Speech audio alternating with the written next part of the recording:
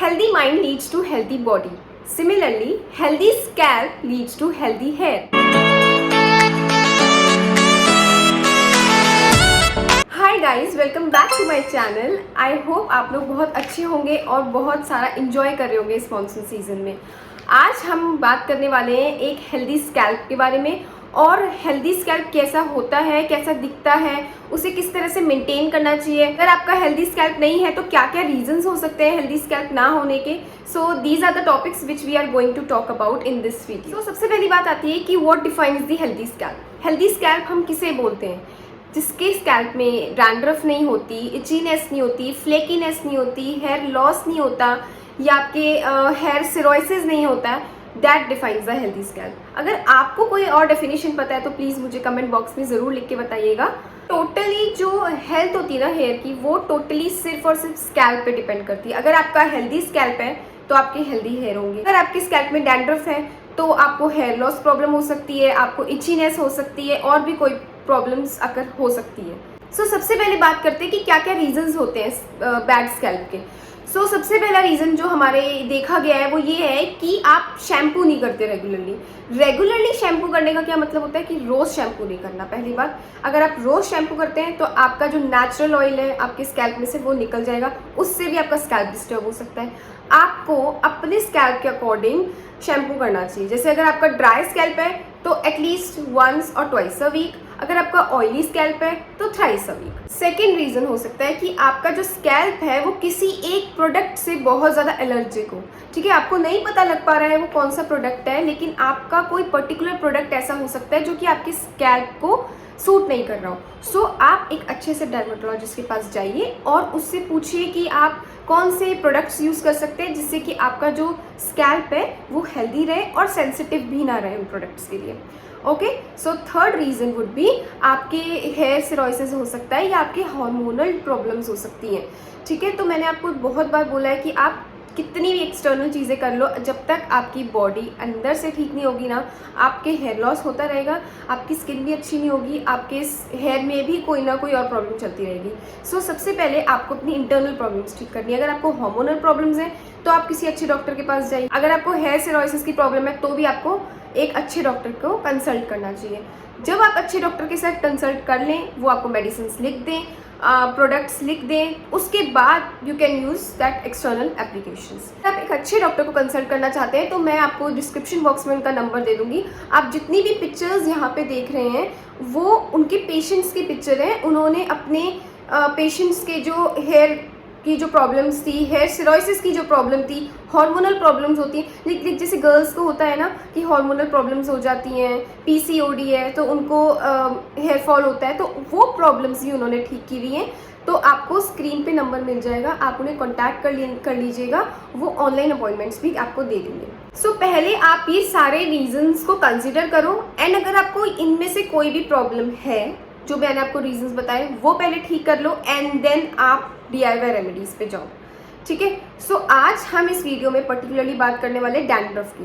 Dandruff बहुत बहुत ज़्यादा कॉमन प्रॉब्लम है मॉनसून में, और डैंड्रफ मोस्टली लोगों को होता है या तो सर्दियों में होता है या फिर मेनली देखा गया है कि मॉनसून सीजन में होता है। सो करना क्या है कि आपने एक बॉल में लेना है कर्ड। अब कर्ड कौन सा वाला, घर वाला या बाहर वाला?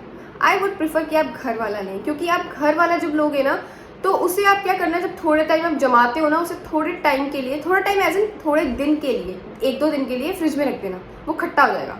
ठीक है, तो आपको खट्टा दही यूज़ करना है। अब अगर आपके पास खट्टा दही नहीं है तो आपको मैं एक अलग से एक चीज़ बताऊंगी आपको क्या मिलाना है उसमें। कर्ड लेने के बाद में आप उसमें 2 चम्मच ऐड कीजिए आंवला पाउडर, एंड 2 ही चम्मच आप ऐड कीजिए शिकाकाई पाउडर।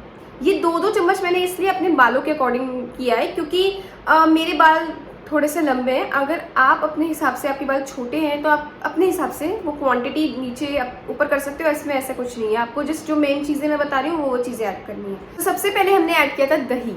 दही के अंदर अगर आप पढ़ोगे तो उसके अंदर कुछ एंटी बैक्टीरियल प्रॉपर्टीज़ होती है, उसमें गुड बैक्टीरियाज होते हैं, है ना, जो हमारे स्टमक के लिए अच्छे होते हैं। सो आपको दही खाना भी है, दही लगाना भी है।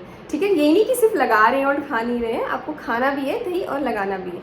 ठीक है, सो आपने सबसे पहले ऐड किया था दही। दही के अंदर होते हैं एंटी बैक्टीरियल प्रॉपर्टीज़। ठीक है, जो कि आपके जो इची स्कैल्प है उसे ठीक करते हैं, आपका जो डैंड्रफ है उसे ठीक करते हैं। दूसरी चीज़ हमने ऐड करी यहाँ पे आंवला। आंवला पाउडर जो होता है, अगर आपके पास में घर वाला है ना आंवला पाउडर, मतलब जो सुखा के हम लोग रख देते हैं, उसका भी आप पाउडर बना सकते हो या फिर आप बाज़ार से भी ला सकते हो, इसमें कोई प्रॉब्लम नहीं है। ठीक है, तो जो आंवला पाउडर है वो हमारे इची स्कैल्प को ठीक करता है, डैंड्रफ ठीक करता है और एक खुद में एक स्कैल्प एक्सफोलिएटर है। ठीक है, सो आपके जो स्कैल्प में जो भी बिल्डअप हो रखा है ना, वो आंवला इजीली रिमूव कर देगा। और आपने सुना होगा कि आंवला ग्रे हेयर भी प्रिवेंट करता है। सो एक ही चीज़ ने इतनी सारी चीज़ें ठीक कर दी है ना।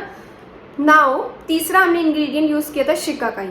अगेन शिकाकाई जो होता है वो ग्रे हेयर बहुत अच्छे से प्रिवेंट करता है, डैंड्रफ प्रिवेंट करता है, आपके स्कैल्प में जो भी गंदगी चल रही है या फिर आपकी स्कैल्प में जो भी प्रॉब्लम्स चल रही है वो शिकाकाई आराम से रिमूव कर सकता है। ठीक है, आप अगर चाहो तो इन तीनों चीज़ों के बारे में, कर्ड, आंवला और शिकाकाई के बारे में आप खुद भी जाके गूगल पे जाके पढ़ सकते हो। मैंने तो आपको बहुत कम इसके एडवांटेजेस बताया, पर अगर गूगल पे जाके देखोगे ना, इतने सारे आपको एडवांटेजेस मिल जाएंगे। यू विल बी अमेज्ड कि यार इतनी सिंपल चीज़ें हैं और हम लोग क्यों इतनी सारी चीज़ें बाहर की लगाते हैं कि हम लोग जाके बाहर स्पा करवाते हैं कि भाई ये वाला स्पा करवा लो तो डैंड्रफ रिमूव हो जाएगा, ये वाला करवा लो तो हमारे फ्रीजी जो हेयर है वो रिमूव हो जाएंगे। ठीक है, तो आपकी सिर्फ और सिर्फ सिंपल चीज़ें भी ये चीज़ें ठीक कर सकती हैं। Talking about the fourth ingredient, वो ऑप्शनल है। अगर आपके पास में खट्टी दही नहीं है, ठीक है, तो आप उसमें लेमन का यूज़ कर सकते हैं। अब कई लोग सोचते हैं हमारे बालों को तो लेमन ग्रे कर देगा, हमारे जो स्कैल्प है वो और सेंसिटिव हो जाएगा। अगर आप बहुत ज़्यादा डाउटफुल है तो आप मत लेना, आप खट्टी दही ले लेना। लेकिन ऐसा कुछ नहीं होता कि लेमन आपके बालों के लिए बहुत ख़राब है। अगर आप सही तरीके से उसे यूज़ करोगे ना तो वो बिल्कुल आपको कोई भी नुकसान नहीं प्रोवाइड करेगा। ठीक है, तो आपने यहाँ पे हाफ कट लेमन यूज़ कर लिया। अब ऐसा भी मत करना कि खट्टी दही ले ली और लेमन भी ले लिया, ऐसा भी नहीं करना। सो इन दोनों में से आपको कोई एक चीज़ डालनी है अपनी DIY रेमेडी के अंदर। ठीक है, आपने इन तीनों को अच्छे से मिक्स कर लिया एंड देन उसको थोड़ी देर के लिए छोड़ दिया, मतलब अराउंड आप 10 मिनट्स बोल दो, क्योंकि जो आंवले के मतलब दही के अंदर आंवला जाएगा ना वो थोड़ा सा फूल जाएगा, आप खुद भी देखोगे। ठीक है, 10 मिनट के अंदर आपने अपने बालों के अंदर वो लगा लेना है। अब कैसे लगाना है, ठीक है, मैंने आपको हमेशा बोला हुआ है कि अपने बालों को सबसे पहले अच्छे से सुलझा लेना। हम नहीं चाहते कि हम कुछ भी अपने बालों में तेल लगा रहे हैं या फिर अपने बालों में कोई भी हेयर मास्क लगा रहे हैं, ठीक है, वो और भी ज़्यादा उलझ जाए। हम चाहते हैं कि वो स्मूथली हम लोग लगाएं और स्मूथली वो आराम से निकल जाए और मिनिमल हेयर लॉस हो। ठीक है, तो सबसे पहले आपने अपने बालों को 2 पार्ट्स में डिवाइड कर लेना है।